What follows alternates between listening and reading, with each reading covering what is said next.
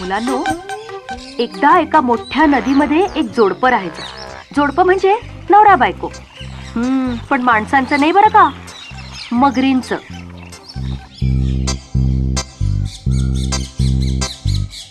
त्यातली एक मगर रोज सकाळी कोवळं ऊन खाण्यासाठी नदीकाठावर यायची. त्या नदीच्या काठी आंब्याची खूप झाडं होती.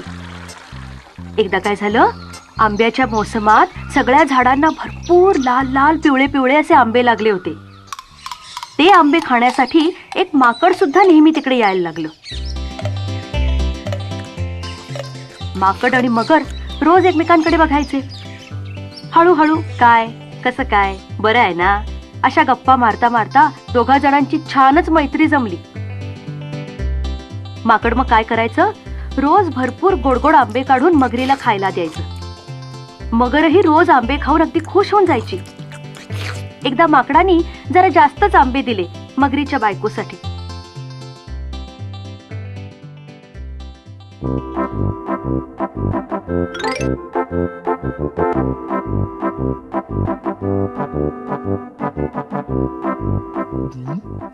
मगरीची बायको ती गोड आंब्याची भेट खाऊन अगदी खुश होऊन गेली.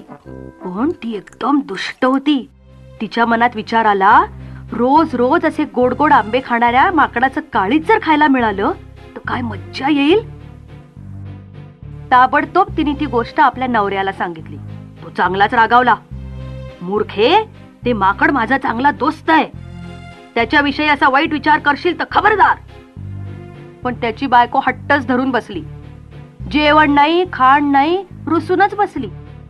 ते काही नाही, तुम्ही माकडाला फसवून इकडे आणाच, मला त्याचं काळीज हवं म्हणजे हवं.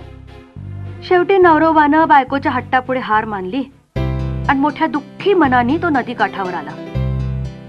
त्याला आता माकडाशी खोटं बोलणं भाग होतं ना.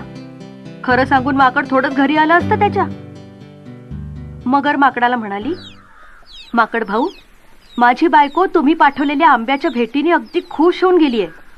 तिने तुम्हाला आता आमच्या घरी बोलावलंय. आमचा पाहुणचार घेण्यासाठी चलावं बरं.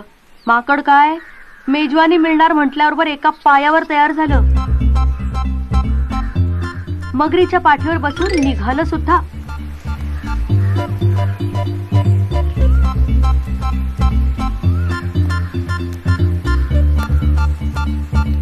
पाण्यामध्ये अर्धा प्रवास झाल्यावर मात्र मगरीला राहवलं नाही. तिनं माकडाला खरं खरं सांगून टाकलं. म्हणाली, माकड भाऊ, मला क्षमा करा हो. खरं तर मी तुम्हाला फसवलंय. तुम्हाला जेवायला म्हणून बोलवायचं आणि ठार मारून तुमचं गोडगोड काळीच फस्त करायचं असा माझ्या बायकोचा दुष्ट बेत आहे. काय करू हो, माझं ऐकतच नाहीये ती. हे ऐकल्याबरोबर माकडाला खूप भीतीच वाटली. पण मुलांनो, ते माकड खूप हुशार होतं बरं का. ते घाबरलं बिबरलं नाही. ते म्हणालं, आत्तीच्या एवढीच गोष्ट आहे होय, अरे मग मला आधी नाही का सांगायचं. मगरही आश्चर्यचकित झाली. का का का बुवा? आम्ही माकडं आमची काळजं झाडावर टांगून ठेवतो, बरोबर घेऊन फिरत नाही काही. चल चल चल, मला पुन्हा पाण्याबाहेर घेऊन चल बरं काठावर. मी झाडावर जाऊन काळीज घेऊन येतो, मग तुमच्या बायकोकडे जाऊया, ठीक आहे ना. माकड म्हणालं ते मूर्ख मगरीला खरंच वाटलं. मगर माकडाला घेऊन नदी काठावर आली. त्याबरोबर माकडानं टुणकन उडी मारली आणि सर सर सर चढून झाडावर जाऊन बसलं.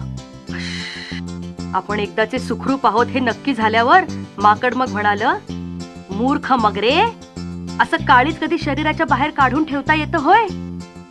तू मला फसवणार होतीस, पण मी माझ्या हुशारीने सुटलो की नाही. अगं दुष्टे, माझ्या मैत्रीचं हेच फल देणार होतीस काय मला? बस आता हात चोळत.